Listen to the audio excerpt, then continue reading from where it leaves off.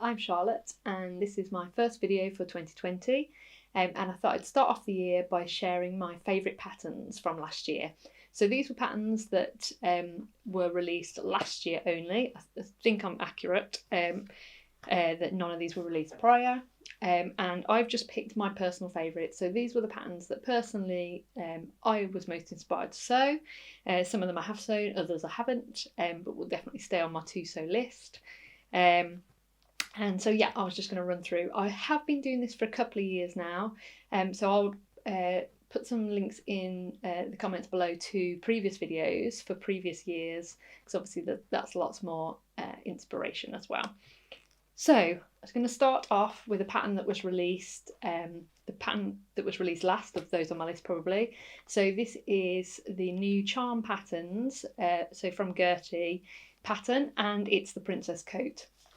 So I really love the charm patterns line. I think Gertie releases really beautiful patterns, and I think that this coat in particular really appealed. So whereas some of the other patterns that she's released through charm are probably harder to wear day to day, because obviously they're very much full vintage, I thought this coat, even though obviously it's very much vintage inspired, actually you could get a lot of wear from this coat. I'm sure I would get a lot of wear from this coat pattern, and as with the other charm patterns, it's got loads of variations as well, so you can make it as a coat or a jacket, and then there's all sorts of sleeves etc options. So and it comes in a really good range of sizes. There's various different bust cups that you can choose. So yeah, it's absolutely brilliant looking pattern, and the photography absolutely impeccable.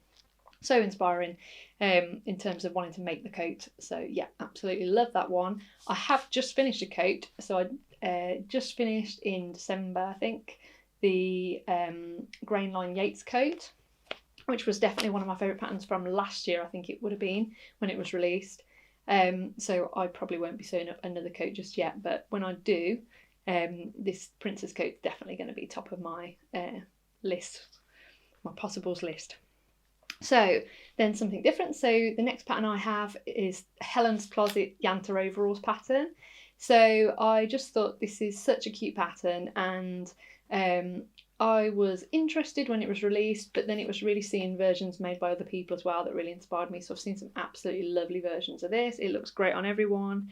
It's a really lovely casual overalls design, and it looks like it would be a relatively quick and straightforward sew as well. So yeah, love that one. And I absolutely love Helen's, everything about her design and branding of her company, and her photo shoots are absolutely brilliant. So again, absolutely lovely photography for these as well. So next I was going to list a dress. So I do tend to focus on dresses, but hopefully there's a decent mix here. So the next one's a dress, and that is Nina Lee's Mayfair dress. So this is another one that looked like a fairly straightforward sew. I have bought this but I haven't got around to making it yet. And so it's a knit dress. It's got a really nice detail around the neckline, gathered neckline. But yeah, another one that all the versions I've seen made up look absolutely lovely, and it looks just like a straightforward sew, but which could, well, a bit of a secret pyjamas potentially, because it looks like it'd be comfy and could be a casual wear, but also in the right fabric could be quite a good evening dress or more glamorous event dress too. So the next pattern is a skirt, and this is the jean skirt by Carmen Bouchard. So Carmen was the winner of the first series of the French version of Sewing Bee, Kusuman, and she had a book, so she has a number of books. So the first one was linked to the TV show, so after she won the series there was a book released. But then since then, she's also released pattern books, and so they're sold in bookshops in France. But they have they're basically one for one pattern. So they have the pattern and they have the instructions to sew that pattern within the book format. And Carmen's had a couple released. It's within a larger series. And the newest pattern that was released this year was for a denim skirt or a jean skirt. And I'm really looking forward to sew this. It looks like a classic jean skirt. It's got all the features that you would hope for and expect with a jean skirt. And I'm really looking forward to trying this book as well, this different format. So the next pattern on my list is a jumpsuit. So there was loads of great jumpsuit patterns released during 2019, but my personal favourite was Deer & Doe's Sirocco jumpsuit. So this was another one that had gorgeous photography, as Deer & Doe always do, which absolutely inspired me to buy this pattern and to sew it up. But I was really happy with the finished project, so I made 2 of these jumpsuits. Really, the first one was to my wearable toile, and then I got the fit right for the second one. But it's pretty quick sew, relatively easy sew, and the finished garment is extremely comfortable and very wearable. And it's just a really nice design, I think. So yeah, that was a favourite from this year, and definitely making more of those come next summer. So next pattern was a jacket, and this was the Amelia jacket from Sew Over It, which was actually released as one of the patterns that came with their magazine. So it's the Lisa Comfort magazine. So at Sew Up North 2 years ago, I bought a couple of slightly mad fabrics from Samuel Taylor. I bought a faux fur, which I have now sewn up using the Tamarack jacket pattern to make a faux fur jacket. And I also bought a faux leather with a kind of shirling wrong side, with the intention of making a little jacket, kind of a crop jacket with a fur collar. And this is the pattern that I'm planning to use for that. So yeah, I just thought this was a really cute little crop jacket, kind of vintage style, but not heavily vintage, and depending on what fabric you make, could look quite modern. And yeah, I've seen some really nice crop jackets this year, so yeah, this was a great pattern for those, I thought. So the next pattern on my list is another dress, or blouse actually. There's 2 variations, and this is one of the popular patterns from this year. So this is Friday Pattern Company's Wilder Gown. So I just absolutely love this pattern. Some really beautiful versions being made up by the sewing community, and there's loads. It's been made loads, so there's loads on the hashtag. And yeah, just a great dress for spring, summer and autumn as well. I love that flowy style. It looks easy to fit, and other than the fact there's quite a lot of gathers, presumably, it looks relatively easy to make.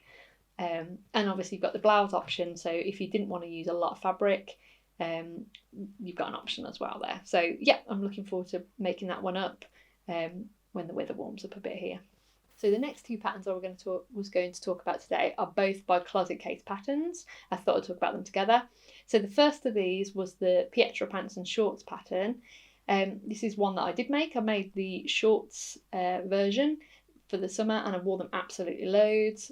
As with quite a few patterns on this list, this is a nice simple make. That the elasticated waistband makes them so much faster to make than a more traditional trouser or short, and it just makes them really easy to wear. I think especially to throw in a suitcase on holiday, etc. So yeah, absolutely love those, and I think they work in a variety of fabrics, and they've seen loads of great versions. And then the second pattern I was going to talk about from Closet Case Patterns is the Sienna Maker jacket. And this was just such a beautifully designed pattern. I just love the attention to detail that had gone into this, especially things like the pocket on the side of the arm, that I just thought made this really special and really unique. And it looked like it would be really fun to make and to customise and to make it your own.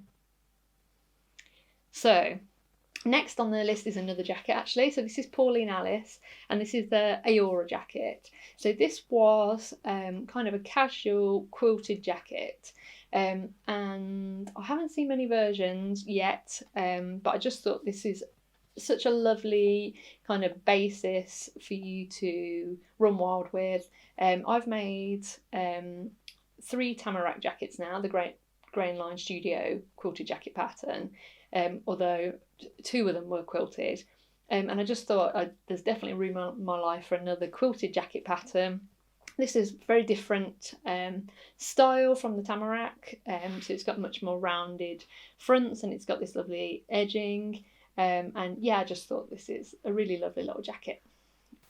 So next on my list is a dress, and it's Tabatha Sewer's Lena Horne dress. So this was just such a fun summer dress that I thought I definitely had to include it. I'm really keen to sew it, and I just thought, like I say, it's such a fun design and really quite unique, and I've seen some gorgeous versions. So next, another more summery pattern, and this is a swimsuit, and it's the Pilatus swimsuit by Opian Patterns. So I had only made one swimsuit previously, sewn one swimsuit, and I decided this year it was time to sew another one, and I was absolutely inspired by some versions by other sewers that I saw to try the Pilatus. It's a really unique design, I think, and I really enjoyed sewing it. I found it really straightforward, especially, I mean, you kind of expect a swimsuit to be more difficult. This absolutely wasn't. It was really quite quick to sew as well, and I absolutely loved the resulting swimsuit. So yeah, highly recommend this pattern, and I definitely would be making more when I need another swimsuit. So next I wanted to talk about a couple of Vogue patterns from their Fall 19 collection. So no doubt you've noticed that the big four pattern companies have been kind of revitalising their branding.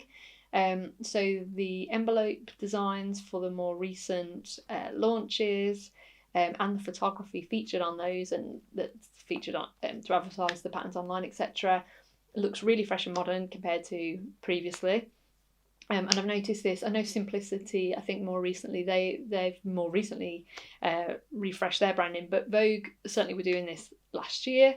And the Fall 19 collection, the branding, etc. looked brilliant, but also the pattern designs were fantastic. It was a really good collection. And there were two in particular patterns that I found really inspiring. They're both outerwear. So the first one was a jacket. So this is the V1648 jacket.